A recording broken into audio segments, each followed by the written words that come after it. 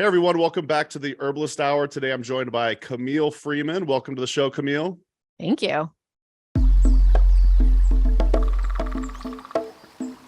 Welcome to the Herbalist Hour.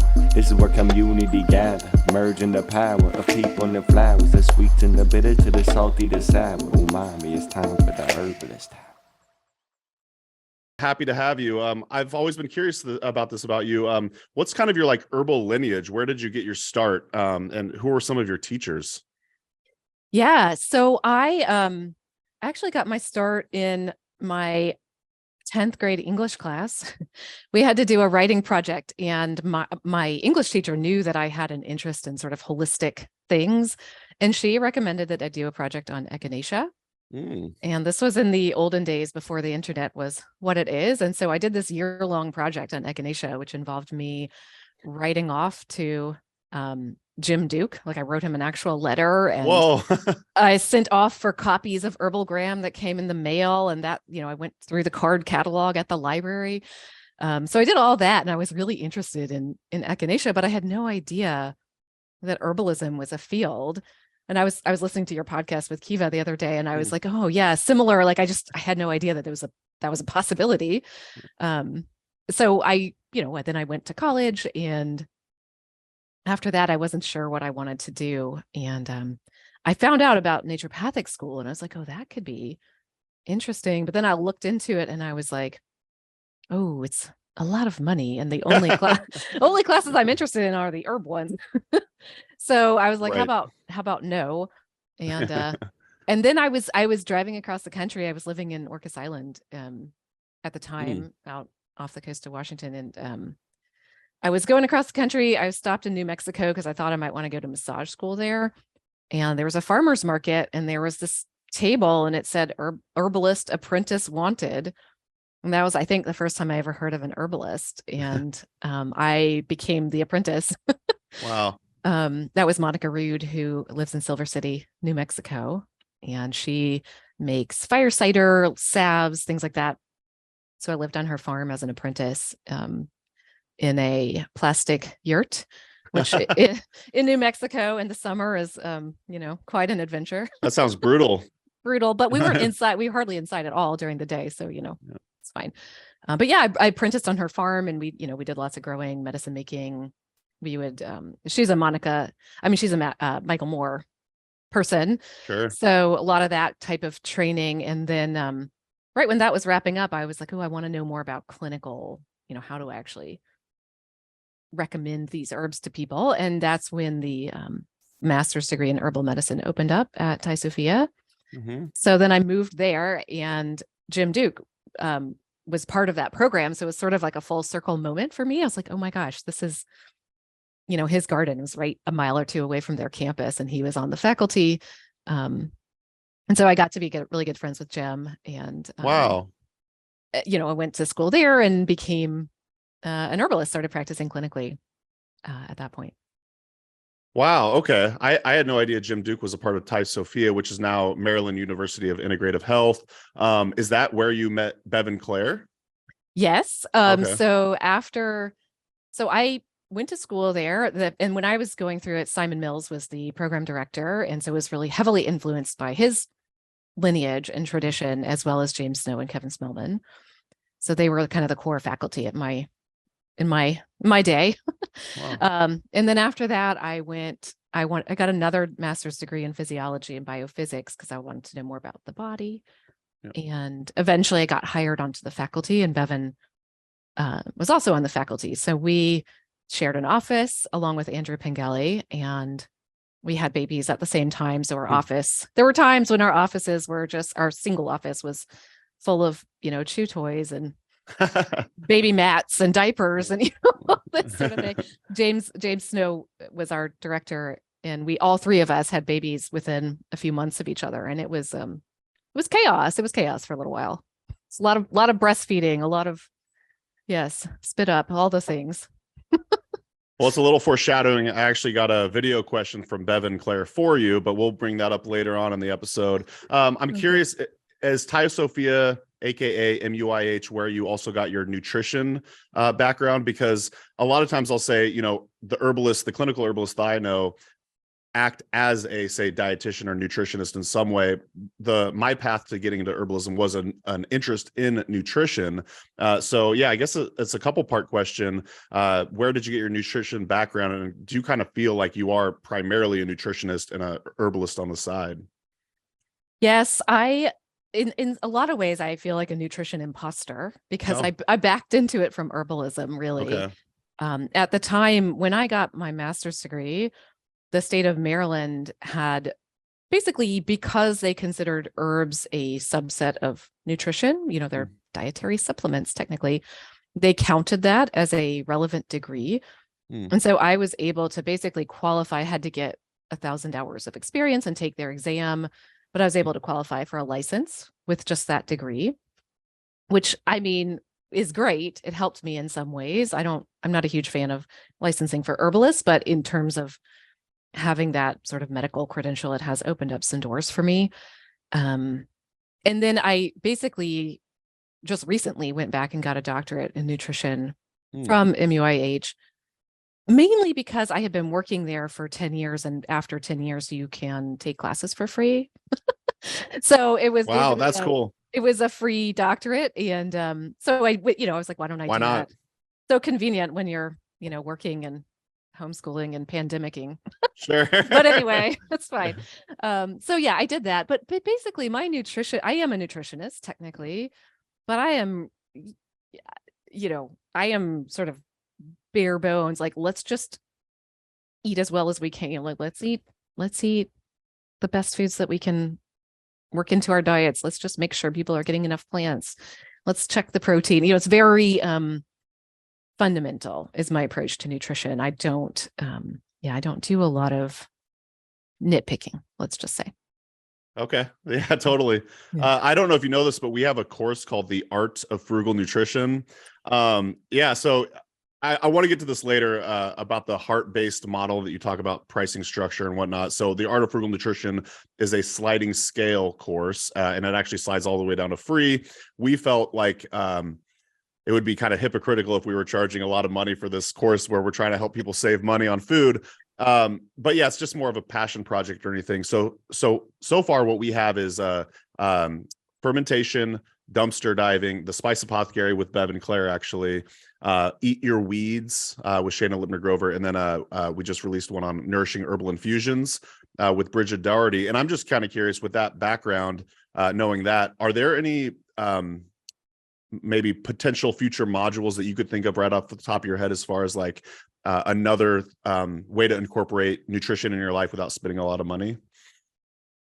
Yeah, I mean, one of the things that I think about is just if you are, eating a frugal diet, is just double checking that you're meeting your nutritional needs. Because to me, that's one of the things. It's like, oh, okay. The issue with nutrition is that sometimes these things don't show up for a long time. And so if you're not, if you don't have a certain amount of diversity in your diet, or, reaching protein thresholds, especially for people who are pregnant or growing or, recovering from chronic illness or whatever else. So I think that could be interesting to explore. Like, how do you make sure that you're, getting your diversity and meeting some basic nutritional needs while also staying like very, budget conscious? Absolutely. That'd be cool. Yeah. I left one out. I don't think I mentioned bone broth. Maybe I did say that, but that's in there as well, because you're essentially cooking the scraps that you might have tossed anyway. So what's more frugal than free? Totally. I kind of alluded to this earlier, but earlier today I was listening to your podcast about the power of showing up. And I was just wondering, I really enjoyed that episode. By the way, dear listener, pause the episode right now and go hit subscribe on In the Clinic with Camille Freeman. Most of your episodes, I want to say, are like kind of these 10-minute short bursts of just information packed, but you make it so very digestible.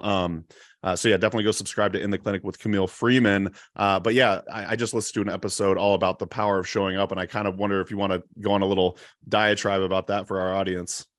Yeah, totally. I do. I feel really strongly on this topic. So the gist of the episode is that, especially in the current day and age, there's so many cool things going on online that you can sign up for. So many, programs and classes and webinars and trainings and all these things. And it's really easy, I think, to sign up for them and then never go and just store them away for later, like your little squirrel stashing them away just in case you need them.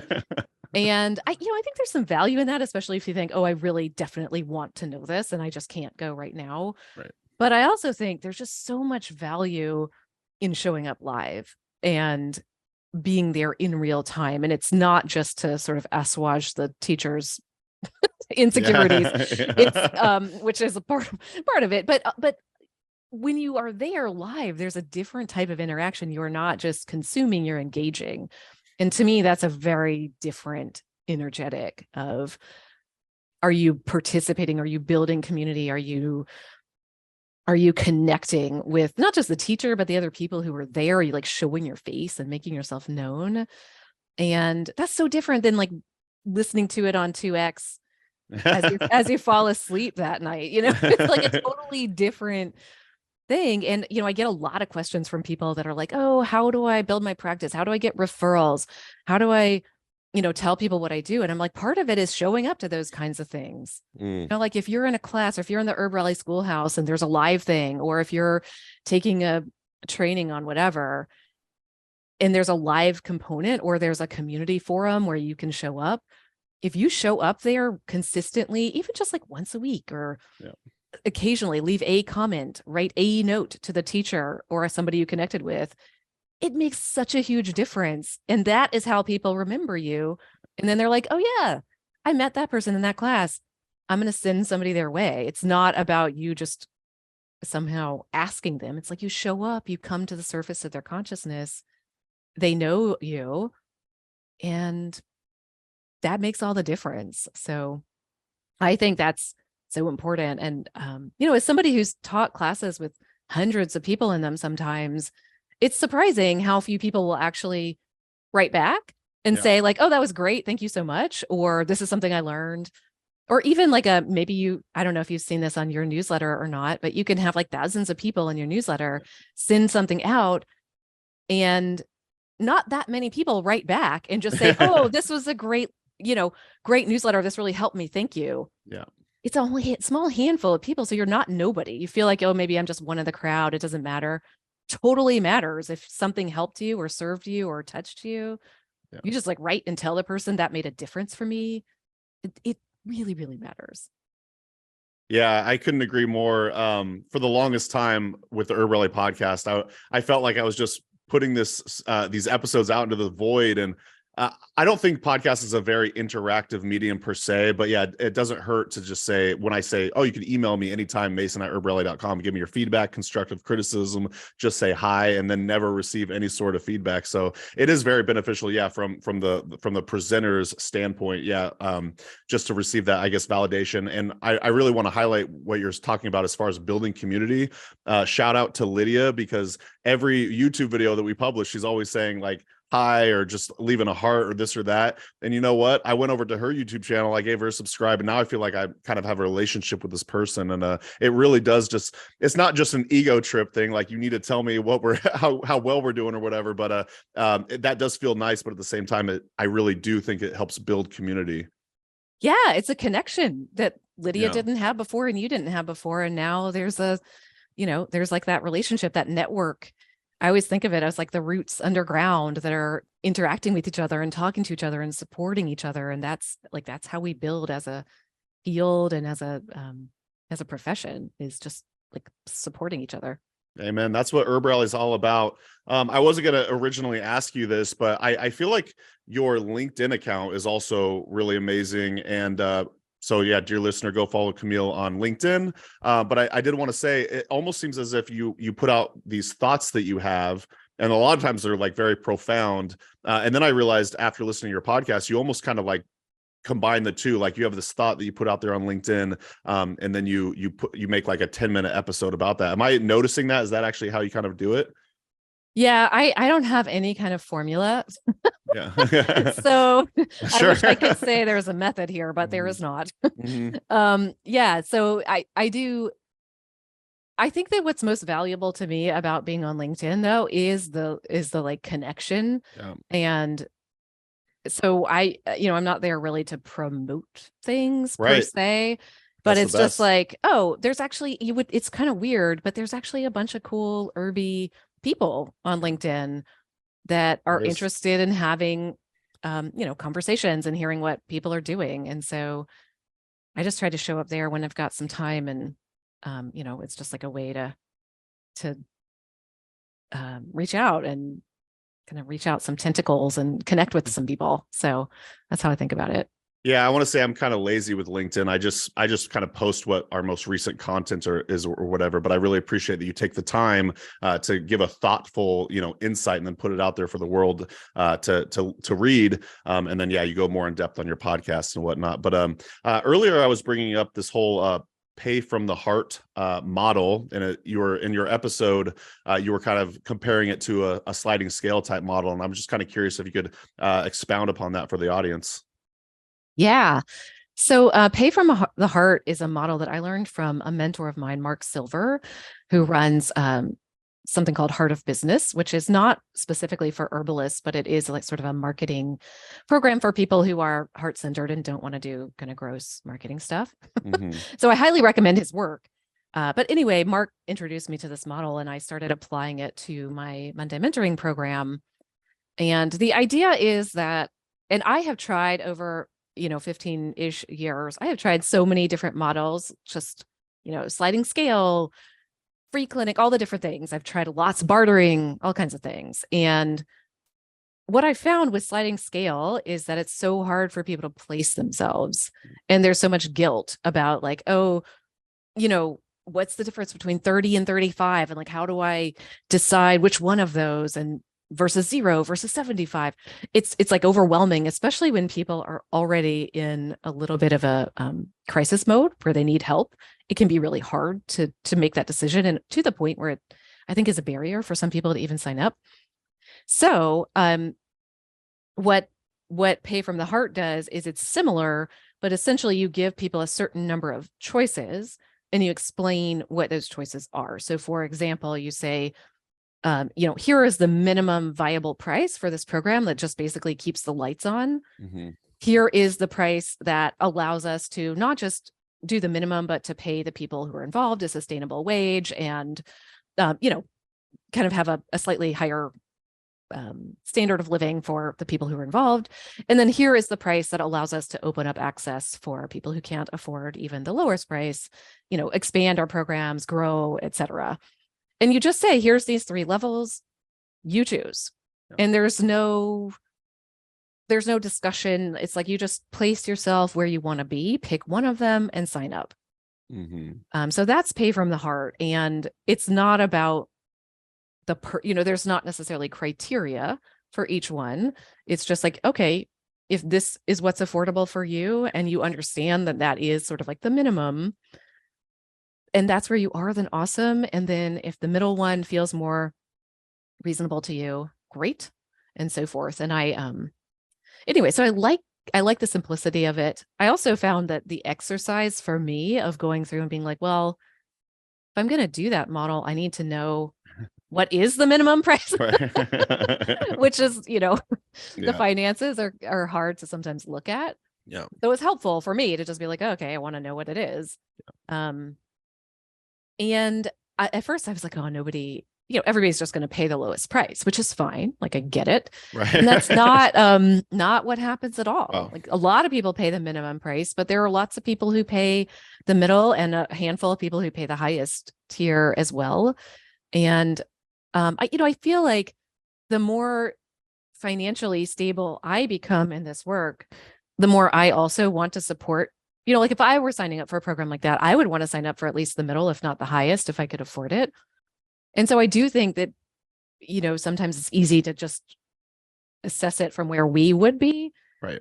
And be like, well, why would anybody pay the higher price? But then it's like, oh no, circumstances are different. People have different things. And I think there is actually a lot of value in putting the energy into saying like, oh, I want to be somebody who supports fair wages. I want to be somebody who does this if it's accessible to me. And so I love that. Yeah, I love how you put that. It got me thinking. I'm like, I should probably have some sort of tiered system for the HerbRally Schoolhouse too, because it's one of the ways me and Amanda are trying to help support our family, and yeah, so I'm going to look into that more. You mentioned you actually took some sort of like business course, and I just interviewed Rosalie De La Forêt maybe a couple weeks back, and we both talked about the importance of investing in, say, marketing courses or business courses, and it sounds kind of like antithetical to like the herbalist lifestyle. It almost seems, yeah, like they don't go hand in hand, but we both kind of agreed that, educating yourself on being a better, I guess, business person is extremely helpful for you and your practice. So I'm just curious, would you kind of offer the same advice to herbalists out there? I would. And I think it's not, we don't always perceive it as fun. Yeah. Trying to figure this stuff out. But it's not taught. This is not something you're born knowing. And so if you want to support yourself with this work, you need to learn from somebody who knows how to do it. Yeah. Or who can at least be a mentor for you, because it's not something that's just intuitive. You're going to like go outside and somehow know how to do this. So for me, one of the most valuable things has been having a mentor who knows what they're doing. Right. Where I can just be like, hey, I'm thinking about this. And she will sometimes be like, Camille, that is a terrible idea. You're totally overwhelmed. You have no time already. Why are you trying to do a new program? And then other times she'll be like, no, that's great. Let's talk about how it's going to fit into your vision and all this stuff. But that outside objective look, especially if somebody who does have some training in marketing, especially if it's ethical and they understand the values and where you're coming from, as opposed to like, oh, it's not like money at all costs, but it is right. Like, I want to support myself and my family. And it's not always obvious how to do that. Can you repeat the name of, was his name Robert or? Mark Silver. I don't know where you got Robert from. That's okay. I mean, just sort of the generic men's name. Yeah, Mark Silver, it's called Heart of Business. And I did take his, he has a learning community that I was part of for quite a while, and I really enjoyed it. And it is a Sufi based. Oh, cool. You don't have to be Sufi, right. He welcomes people from all religions, but if that's a problem for people, it's not going to be the best fit. But he's really lovely. He has lots of free videos and stuff online, so you can get a feel for if he's your type of person, cup of tea. Yeah, I mean, that sounds perfect kind of for the herbal community. If your brand is like heart-centered, that sounds like it goes hand in hand perfectly. But we talked about the schoolhouse, we talked about business mentorships, but I know you have a mentorship as well. I want to say off the top of my head, it's called Monday Mentorship. Monday Mentoring. Right? Monday Mentoring. Yeah. Do you want to tell our audience more about that? Yeah, so Monday Mentoring is it's a community of practice, which I love this concept of a community of practice, which is basically a group of people who are all interested in the same problem or interest topic and come together in order to engage in that practice or topic more fully together. Like basically the sum is greater than the individual parts. That's sure. The concept. So it was born out of my own needs or desires. Essentially, I took some time off my clinical practice after my second child was born. There's just only so much one person can do. And so I wanted to come back after a while, and I started practicing, and I was like, well, it's kind of lonely out here. I didn't have a community of people where I could be like, hey, this isn't going as I thought it would. What would you do here? Like if you've tried all the normal things and those things are not working, or what do you do if somebody cancels 3 times in a row and then reschedules, or, these types of questions that come up. And it's good to have people who are actually doing the thing to say, oh, well, that's happened to me, or here's what I would do. So I just basically put out some feelers and got together a small group of people. I just cleaned up my office yesterday, and I found there was a Post-it note that I wrote when I was coming up with this idea. And I had written down like Monday Mentoring ?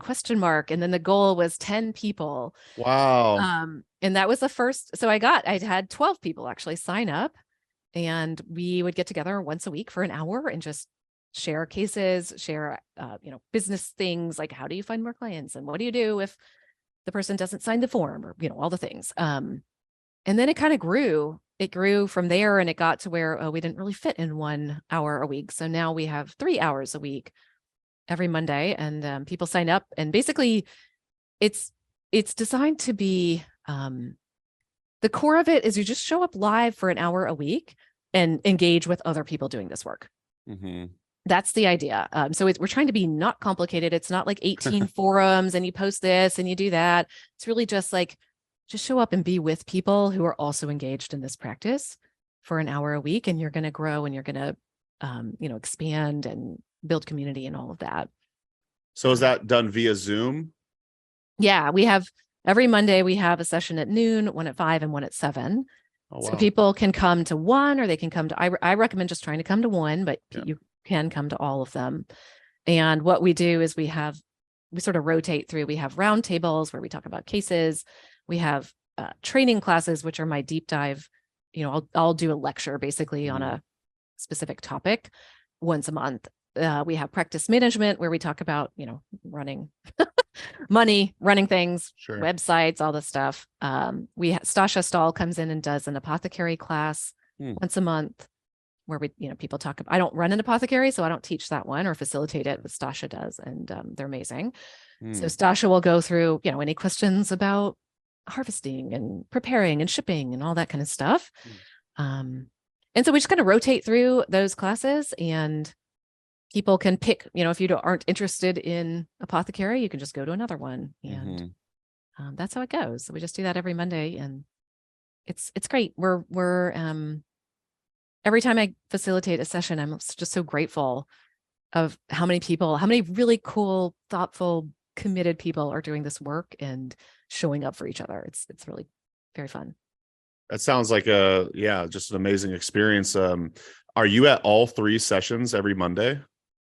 I am at most of them, but not all of them. Okay. I was going to say that'd be a very busy Monday for you. Yeah. At the beginning I did all of them, and now I've hired some not guests. I mean, they come regularly, but I've got other folks who come in and do facilitations.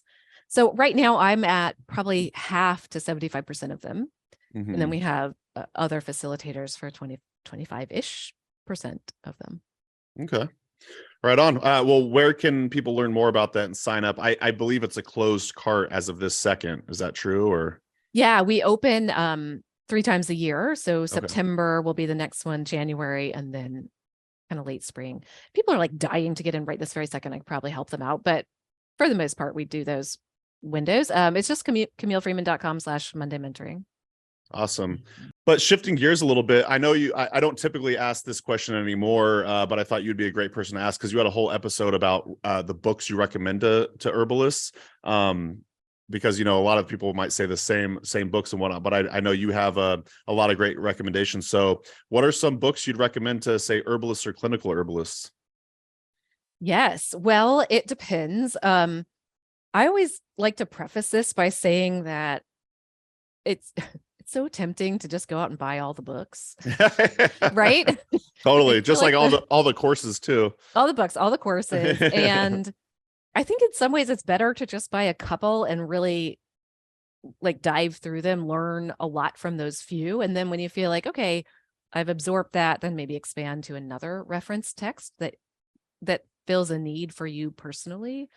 So I think it's like the learning component sometimes keeps people from doing the practicing, where it's like, oh, well, I'm just going to learn this one more thing before I start seeing clients or before I promote myself, and then I'll be ready. And I'm like, no, you need to take what you already know, practice, use it, and then see like, oh, I wish I knew more about X, Y, or Z, and then buy a book that helps you meet that need, instead of just like, once I get through all the books in the world about herbs, then I'll be ready to start practicing. So that's the caveat to this answer. Can I comment on that caveat first?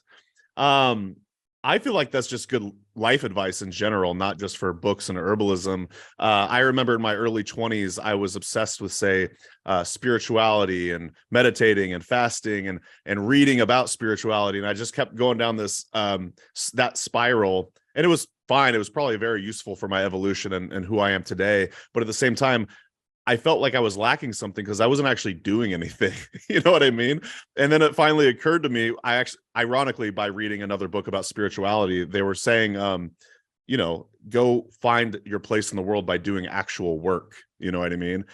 So yeah, it's time to stop consuming. It's time to start like sharing and teaching and presenting. And so yeah, I just want to comment like that's totally true about life in general, including the reading books about herbalism. So yeah, and I've heard people talk about that cycle as the sort of consumption creation cycle, and it's like the inhale and the exhale, like you need to balance them.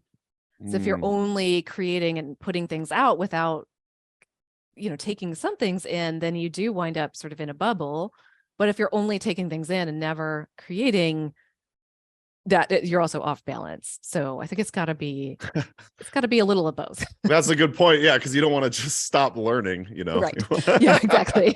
Well, and I have seen some people, you know, you get to where you suddenly think of like, oh, I've been doing this for so long, now I'm an expert. I'm right. like, well, you know, there's always more to learn. Things change. Absolutely. So that was a long-winded answer that I haven't actually responded to yet, but I'm just looking at my bookshelf here. So part of this is like, oh, well, there's some books that I've internalized so much that I don't use them anymore, which is hard because I'm like, they're still really important to me, but they're not, I don't actually work with them because they're just part of what I'm doing. Totally. So, but right now, the big ones that I'm turning to a lot are Krista Sinodinos's Essential Guide to Western, but is it botanical medicine or herbal medicine?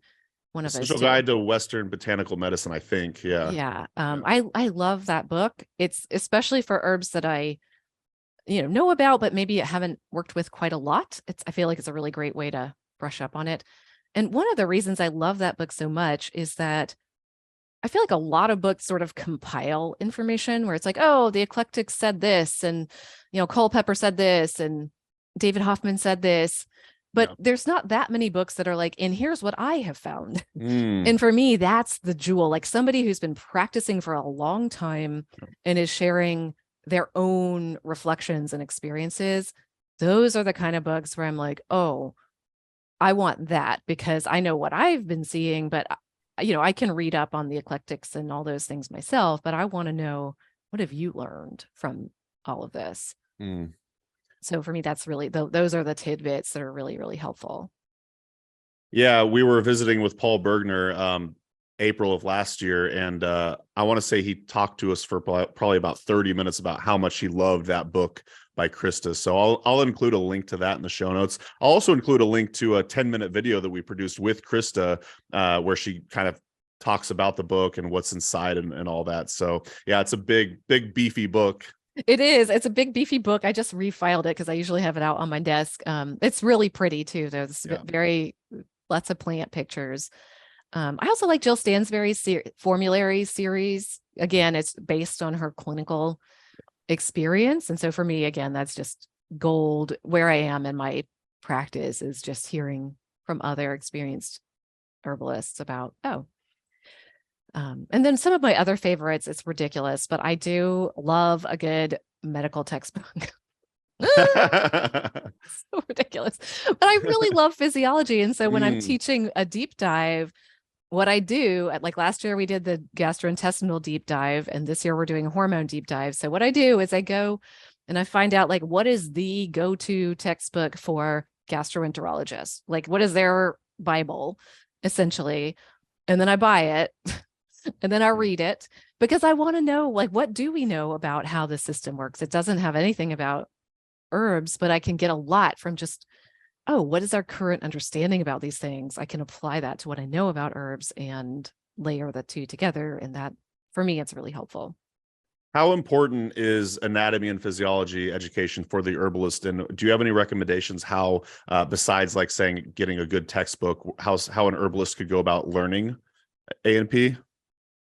Yeah. Well, I feel kind of torn on this because I think it's it's depending on the type of herbalism you're practicing, it may have more or less importance. Yeah. The way that I practice, it's really, really important. I Mm, think everybody needs to have some basic understanding of, the major systems and, sure. for safety purposes and so forth. But I think there's plenty of people who were practicing a very different type of herbalism where it may not be front and center for them. And in that case, like, awesome, Yeah. But if it is a real, especially I think if you want to be evolving as a practitioner, we need to say like, oh, what we understand about the system has changed. Like, we now know things that we didn't know before. And so how do we adapt to that?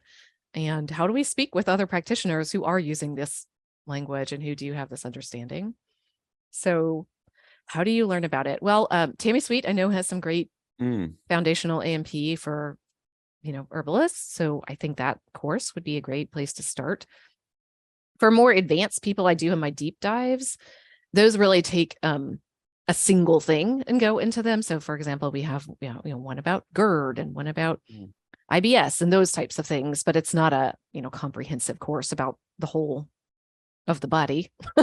Yeah. Other than that, I think part of it is just as things come up for you, you can take a deep dive into them. You have your first client who has diverticulosis and you're like, what is that? Yeah. So then you go and you look it up and you look at some papers and you ask around and you see where you see it in textbooks and you start to piece it together like that. The problem is, of course, there's so many wackadoodles out there. You go down the Google rabbit hole, you might find yourself in an interesting position. So Sure. That's the hard part. So just to bring it back to your Monday group, is that something where, say, a beginning herbalist, if they did have to deal with diverticulitis, they'd never heard of it before, is that where they could approach the group and be like, what do you think about this? And then, get some mentorship around that? Yeah, absolutely. And Monday mentoring also includes all of my webinars ever. And so awesome. A lot of times there is a webinar they can watch. I have a lot of people who are, if you're like, oh, I have a client coming in who has this, they just look and see, is there a webinar on it? And then at least give them a foundation. Yeah. I don't do a lot of, here's the herb you should give, because as we know, that's not Right. how herbs work. Yeah. But at Totally. least give you some ideas about how do we approach this. I did want to underline also when you said you may not use physiology in your methodology of practicing herbalism. And I appreciate that you said that, because there's all different ways that people practice herbalism. It's not always going to be, say, like this traditional Western herbalism standpoint. So thank you for bringing that up. Speaking of books, I was curious, and forgive me if you already have published a book, but I'm curious if you have, and if not, are you ever going to write a book? It's so funny. I have not published a book, and I just had a meeting with my mentor last week, and she was like, Camille, you need to publish a book. I'm like, oh, okay. Yeah. So here's the universe. Yeah, I have not. And I've been thinking about it. And I'm going back and forth, but one of the perhaps the needs or desires that I see out there is just a book about the first year in clinical practice. So I've thought about doing that, just like all of the things that come up about, like, how do you find clients and how do you trust yourself and how do you know when to get help and how do you know what to do to when hard things happen and all those types of issues. So I'm toying with that idea. I've toyed with I have this vision.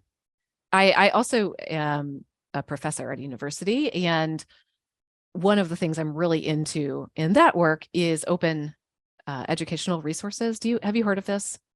No. Okay. So it's a whole thing in the higher education field.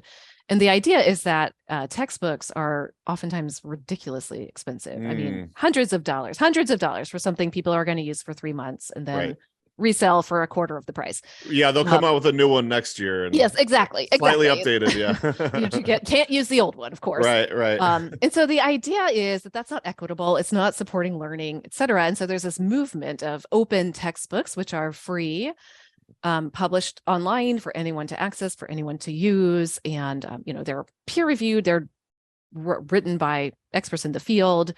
So there's like a whole sort of branch of education that's been working on providing these resources for people. And I just find I've actually worked on one that we use in my physiology course that I teach at the university. Again, because it's like people come in the first week and they don't have their student loans yet. All of a sudden they're behind because they haven't been able to afford the book, all this stuff. You're like, oh no, it's free. Here it is. Here's the link to the textbook. I can give it you. You can see it, and anybody can see the link to this textbook and use it if they want. And so it's been such a game changer for me. It's an incredible amount of work, but still, I also have this dream that, herbalism is, as we always say, it's the people's medicine. And I would love to create kind of an open access herbal book where many herbalists could work together on a textbook type of thing that newer herbalists or anybody could access that has, like accurate information about a variety of different herbs that could be updated as the need arises and as more information comes in. So it's a huge project. It's free to the reader, but not free in terms of the time spent and the hosting and all that kind of stuff. Totally. But I just think it fits so much with the vision of herbalism and getting access to this information out there. So that's something I would love to work on. It almost sounds kind of like a Wikipedia for herbalists in a way. Yeah. So is this something you're actually highly considering spearheading, or is this still kind of living in the idea phase right now? Yeah, I'm in the idea phase, but it is it's high on the list of the idea. Really? Phase. Mm-hmm. Have you chatted with some of your peers about helping out with the project? No, I mean, I'm sure I could rope Bevan into it, but anyway. Well, this is a call out. Like this is being recorded right now, so it's in the ether now. So there it is. I'm curious. Personally, do you use any sort of project management software to keep yourself organized? Oh, Mason. What have you done? What have you done? Yes, I'm a little bit of a project management type of nerd. Yeah, I like to. I knew I could count on you for this. How'd I know? Oh no. Yes, I've worked with a variety of options because I think part of the issue is finding one that works the way your brain works. Sure, totally. And, there are a lot of really popular ones that my brain just does not like. I try and I'm like, it's not clicking. Yeah. It's not flowing for me. So for example, Notion, I want to love Notion so badly. I want to, and I do not. Yeah.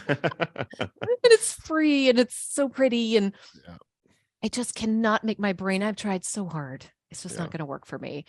So right now I'm kind of in a weird place in my practice because I have just hired some people to help me with my inbox, which is a that's a whole nother can of worms. Anyway, but so I need something where I can kind of communicate with other people as opposed to just something that works for me. And so I have been using something called Upbase, which I'm actually really, really loving. And it's a kind of project management calendar scheduling thing. So I keep in there all of my documents about like how to do all the things, like how to update a page on my website and how to reply when somebody loses the link to log in and how to reply, all those, all the little things that people need help with. So it all just lives in there. And then, I can be like, here's what I need you to do this, and I'm going to do this. And so that it works for me, and it's very affordable. So I'm really, it's like a obscure one. It's not a big Notion or Airtable or whatever else, but it is the one that works the way my brain works. And so that's what I'm doing. It may seem like an unrelated question since this is like an herbalism show, but I really think it's super valuable to have some sort of project management software. So if you're like struggling to stay organized and, keep moving forward with various projects you're trying to, keep moving, I highly recommend looking into a project management software. And Camille's tip on getting one that works for your brain is super useful because a lot of these project management softwares have, say, like free trials. So you could try different ones and then see which one clicks almost immediately. We were on Rike for years. And now we switched over to Asana for reasons I won't get into right now, but Asana is actually simpler than Reich in my opinion, and I'm really enjoying it. And it's really works for my brain. So so thank you for sharing that. I want to play you Bevan Claire's question now. Hey Camille, this is Bevan, and I have a question for you. So let's say you are hired by a major publication like Vogue or Time magazine or something like that for the cover article, and your job is to promote one herb that you think everybody should be taking. And there's no way to get out of this. Like, you just have to pick one. What herb are you going to go on there and tell the huge public that everyone should be taking this herb and to go out and get it today? So what would you choose? This is a very hard one because I can't have a favorite herb, obviously. That's not going to happen.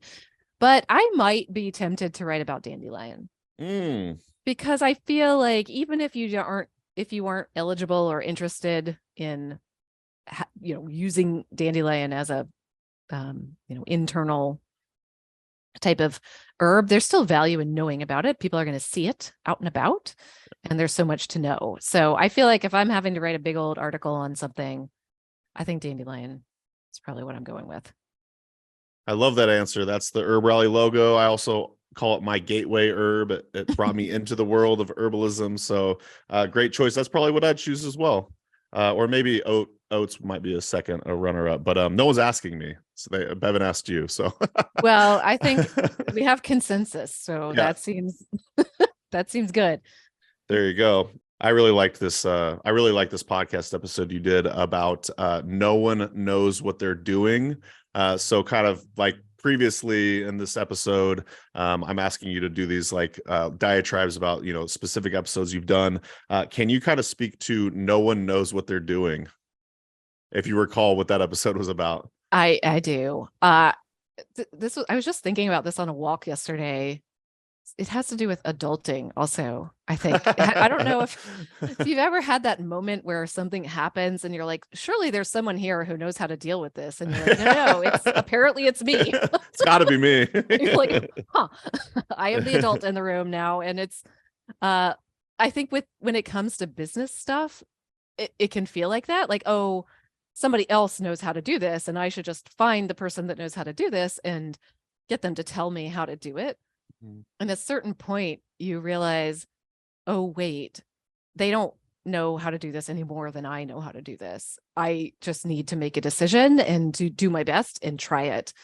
So I think that's a threshold for people who are going into either clinical practice or any kind of herbal business, is that at a certain point, it's you taking the reins and being like, there isn't somebody who knows better than I do about how to do this. And when you realize everybody else is just making it up, then it's like, oh, and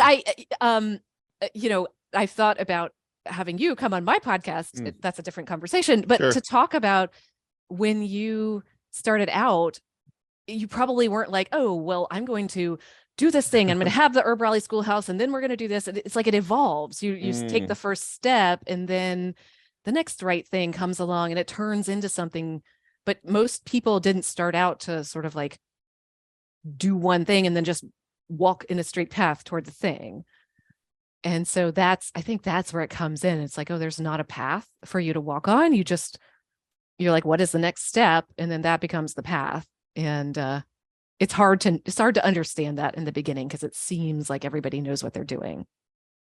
Oh yeah, again, you're dropping gems here, Camille, and this really kind of relates to just everyday life in general. I would love to come on your podcast and talk about that too, because I remember early on, I felt like I had everything perfect in my head before I started, like I had to have everything figured out. But then it occurred to me, oh, just start and then iterate and then improve and change and evolve, and now HerbRally is what it is today, and I want to just keep doing it and keep progressively getting better and better. I remember someone said an analogy one time about, let's say you're at your driveway and you have to get all the way to the other side of town. You're not going to wait for all of the streetlights to turn green in order to get there. You got to kind of go and then stop and then go and then stop. And you can't just get there in one fell swoop. You have to like do the steps along the way. And that's where the learning comes into play. So that's a really great answer.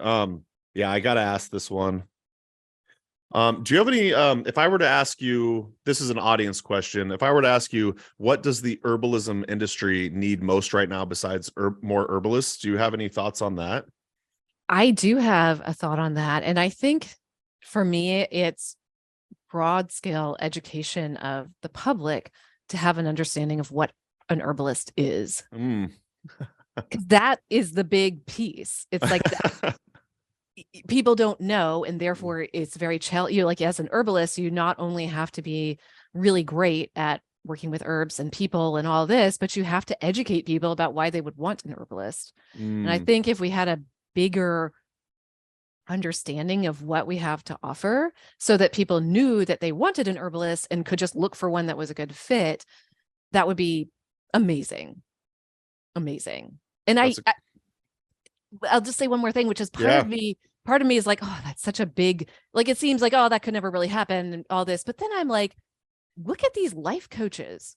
10 years ago, nobody had any clue what a life coach was. And now it's like everybody and their brother has a life coach. I don't personally, but I'm saying I know what it is. And I'm like, they have like a 6-month training. And not, again, I love everybody do themselves.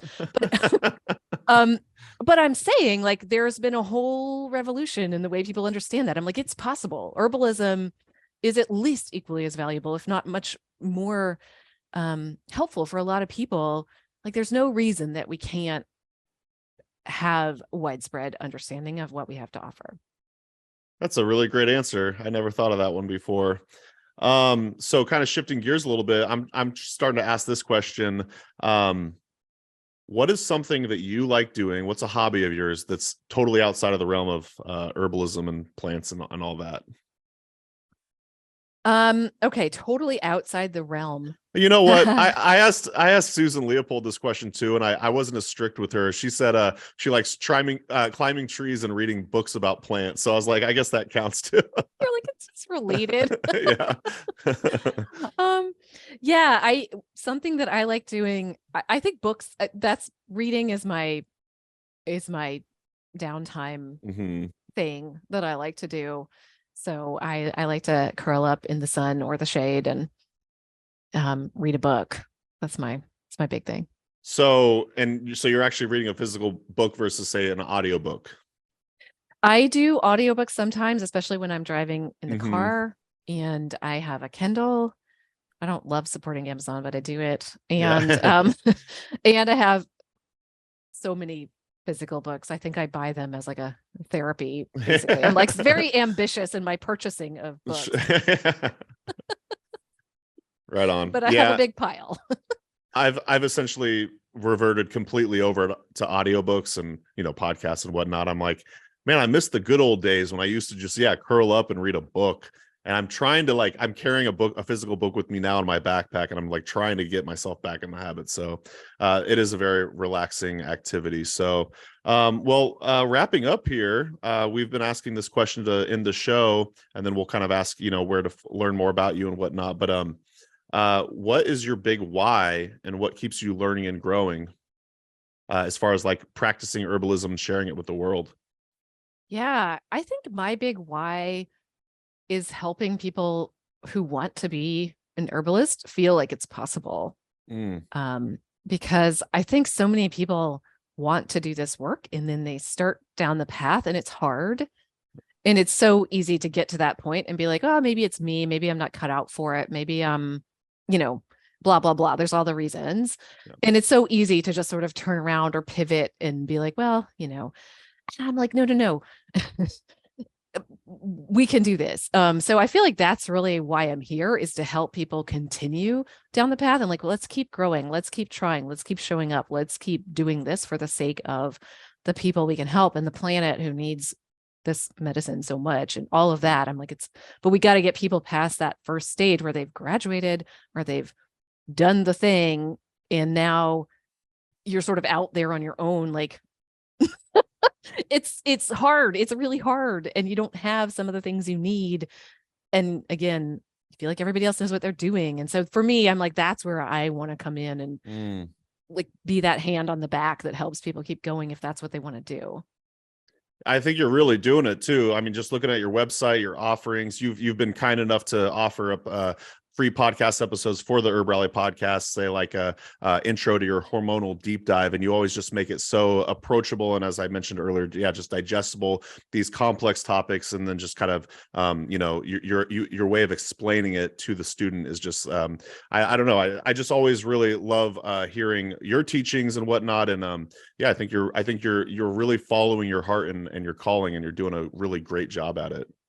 Oh, thanks. And I really mean it. Like every time I like Camille Freeman gets brought up, or I'm like, oh, I just love working with her. And I hope people check out your website. That's CamilleFreeman.com. Like I mentioned earlier, follow you on a LinkedIn, probably at Camille Freeman. I don't really know how they do those handles over there, but you're not on any other social media though, right? No. We'll stick with LinkedIn. Pretty high quality stuff there from Camille. And then also I want to say you have a newsletter as well.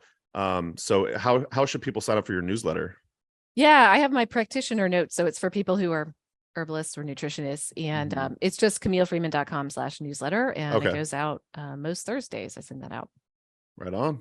Well, very cool. Any closing thoughts or? No, just thank you for all the work you're doing out here. And it's been really fun to talk to you. Thanks for having me. Yeah, I was asking you pre-show. I was like, wait, have we ever talked before? And I realized this might be our first time besides lots of emails back and forth. So thank you so much, Camille, for joining us on the Herbalist Hour. Thanks y'all for listening, and we'll see you on the next episode.